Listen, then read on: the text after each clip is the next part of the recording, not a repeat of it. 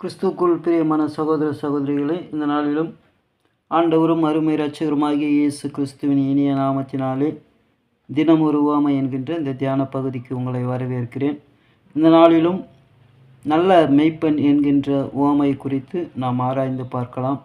அதற்கான வேத வசனம் யோவான் 10ஆம் அதிகாரம் வசனங்கள் 11 15 முடிய. நானே நல்ல மெய்ப்பன், நல்ல மெய்ப்பன் ஆடுகளுக்காக தன் ஜீவனை கொடுக்கிறான். மெய்ப்பனாய் இராதவனும் ஆடுகள் தனக்கு சொந்தமல்லாதவனுமான கூலியால் ஓனாய் வருகிறதைக் கண்டு ஆடுகளை விட்டு ஓடிப்போகிறான். அப்பொழுது ஓனாய் ஆடுகளை பீறி அவைகளை சிதறடிக்கும்.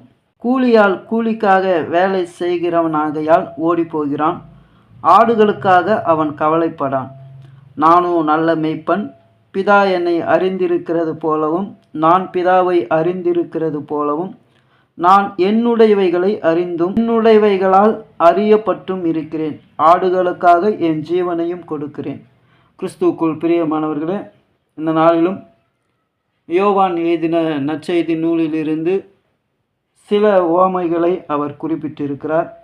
மற்ற எந்த நற்செய்தியாளரும் குறிப்பிடாத சில உவமைகளை மாத்திரம் அவர் எடுத்து பயன்படுத்தி இருக்கிறார்.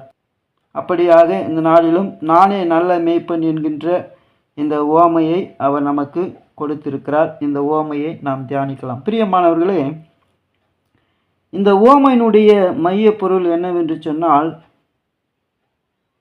இஸ்ரவேல் மக்களை ஆண்டவராகிய இயேசு கிறிஸ்து நேசிக்கிறவராக இருக்கிறார். அதை வெளிப்படுத்தும் வண்ணமாகவே ஆண்டவர் இங்கே சொல்லுகிறார், நானே நல்ல மெய்ப்பன் என்று ஆண்டவர் இங்கே சொல்லுகிறார்.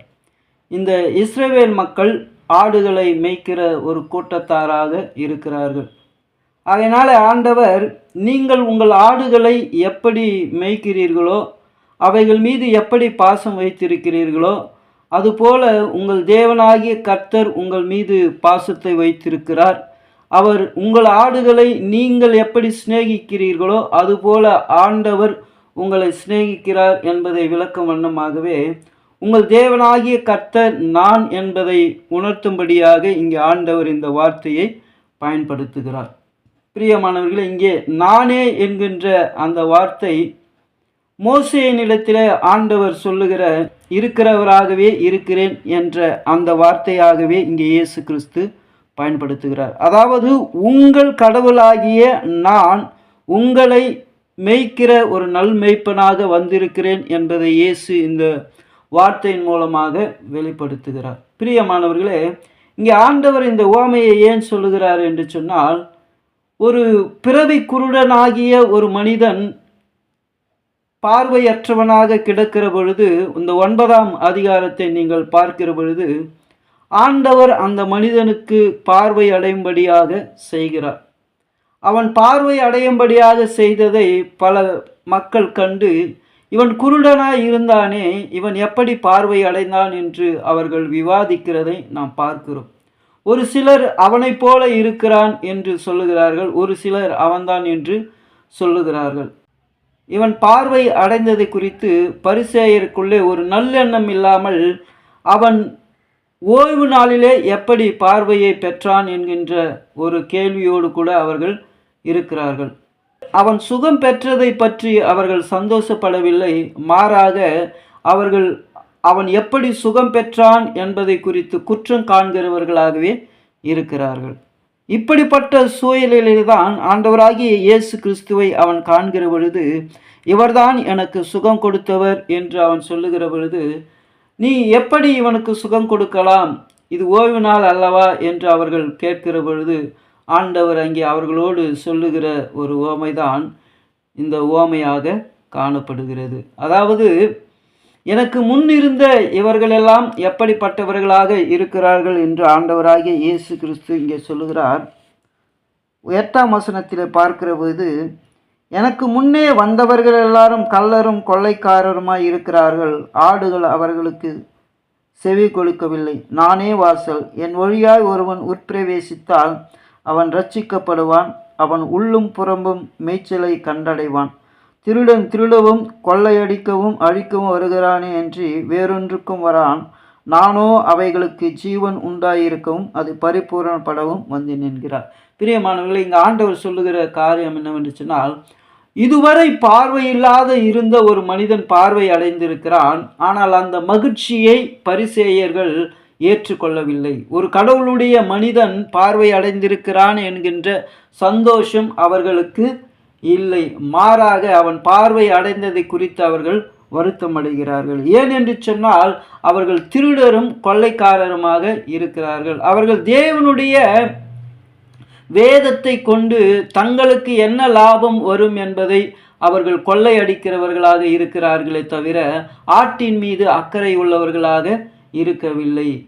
ஓனாய் வருகிற பொழுது அவர் விட்டு ஓடி போகிறவர்களாக இருக்கிறார்களே தவிர இந்த ஆட்டுக்காக போராடி தன் ஜீவனை கொடுக்கிறவர்களாக அவர்கள் இருக்கவில்லை. ஏன் என்று சொன்னால், அவர்கள் கூலிக்காரராக இருக்கிறார்கள் என்று இங்கே ஆண்டவர் சொல்லுகிறார். பரிசேயர்கள் ஒரு கூலிக்கு மாரடிக்கிறவர்களாக இருக்கிறார்கள். அவர்கள் இஸ்ரவேல் மக்கள் மீது அக்கறையற்றவர்களாக இருக்கிறார்கள். இங்கே சொல்லுகிறார் இயேசு, எனக்கு முன்னே வந்தவர்கள் எல்லாம் கள்ளரும் கொள்ளைக்காரருமாக இருக்கிறார்கள் என்று சொல்லுகிறார்.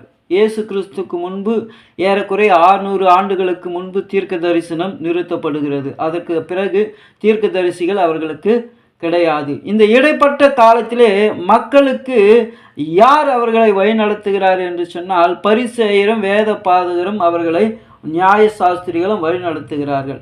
இப்படி வழிநடத்துகிறவர்கள் இந்த மக்களை சொந்த மக்களாக இவர்கள் நேசிக்கவில்லை. மாறாக இவர்கள் கூலிக்கு மாரடிக்கிறவர்களாக இருக்கிறார்கள். இந்த ஜனங்களிடத்தில் இருந்து எப்படி தங்களுக்கு வருமானத்தை பெற்றுக்கொள்ளலாம் என்று இவர்கள் யோசித்தார்களே தவிர இந்த ஜனங்களை குறித்ததான அக்கறை இவர்களுக்கு இல்லை. இதைத்தான் ஆண்டவர் இங்கே சொல்கிறார். அவர்கள் கூலிக்காரர்கள்.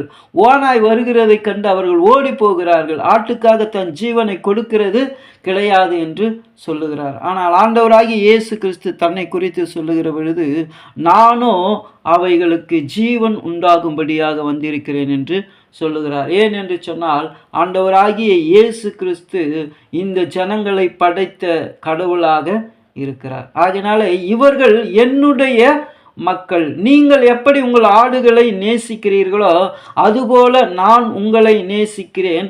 உங்களுக்காக சுகத்தை கொடுக்கிறவர் மட்டுமல்ல, என் ஜீவனையும் கொடுத்து உங்களை மீட்கிறவராக நான் இருக்கிறேன் என்று ஆண்டவர் இங்கே சொல்லுகிறார். இங்கே ஆண்டவர் சொல்லுகிற பொழுது நன்றாக சொல்லுகிறார். 14ஆம் வசனம், நானே நல்ல மேய்ப்பன், பிதா என்னை அறிந்திருக்கிறது போலவும் நான் பிதாவை அறிந்திருக்கிறது போலவும் நான் என்னுடையவைகளை அறிந்தும் என்னுடையவைகளால் அறியப்பட்டும் இருக்கிறேன். ஆடுகளுக்காக என் ஜீவனையும் கொடுக்கிறேன் என்று சொல்லுகிறார். அதாவது இயேசு கிறிஸ்து என்ன சொல்லுகிறார் என்று சொன்னால், எப்படி பிதா என்னை அறிந்திருக்கிறாரோ நான் பிதாவை அறிந்திருக்கிறேனோ அதுபோல நாங்கள் படைத்த இந்த மக்களையும் நான் அறிந்திருக்கிறேன் என்று இயேசு கிறிஸ்து சொல்லுகிறார். அதாவது நம்மீது வைத்திருக்கிற அந்த பாசத்தை குறித்து இயேசு கிறிஸ்து மிகவும் அக்கறை உள்ளவர்களா, எப்படி நானும் பிதாவும் ஒன்றாயிருக்கிறோமோ ஒருவரை ஒருவர் அறிந்திருக்கிறோமோ அதுபோல என் மக்களையும் நாங்கள் அறிந்தவர்களாக இருக்கிறோம் என்று சொல்லுகிறார். பிரியமானவர்களே, இந்த வசனத்தை நீங்கள் கொஞ்சம் யோசித்து பாருங்கள். எப்படி நம் குடும்பத்தில் இருக்கிற ஒருத்தரை நாம் எப்படி நேசிக்கிறோமோ அதுபோல பிறரையும் நாங்கள் நேசிக்கிறோம் என்று சொன்னால் அவர்கள் பிறராக இருக்க மாட்டார்கள், நம் குடும்பத்தில் ஒருவராக இருப்பார்கள். அதுபோல தான் இங்கே இயேசு சொல்கிறார், என் பிதா என்னை அறிந்திருக்கிறார், பிதாவை நான் அறிந்திருக்கிறேன். அப்போ நானும் பிதாவும் எப்படி ஒன்றாக ஒரே இணைப்பாக இருக்கிறோமோ அதுபோல இஸ்ரவேல் மக்களையும் இந்த மக்களையும் நாங்கள் ஒன்றாக நேசிக்கிறவர்களாக நீங்கள் எங்களுக்கு சொந்தமானவர்களாக இருக்கிறீர்கள் என்பதை இயேசு சொல்லுகிறார். ஆகையினாலே உங்களுக்காக என் ஜீவனையும் நான் கொடுக்கிறவராக இருக்கிறேன் என்று இயேசு கிறிஸ்து சொல்லுகிறார். பிரியமானவர்களை, இந்த உவமையின் வழியாக நாம் அறிந்து கொள்ள வேண்டியது என்னவென்று சொன்னால், இஸ்ரவேல் மக்களை காக்கும்படியாக இஸ்ரவேல் மக்களை நல்வழிப்படுத்தும்படியாக இருந்த அந்த வேத சாஸ்திரிகள் பரிசேயர்கள் அவர்களை கொள்ளையடிக்கிறவர்களாக இருந்தார்கள். அவர்கள் மீது அக்கறை செலுத்தவில்லை.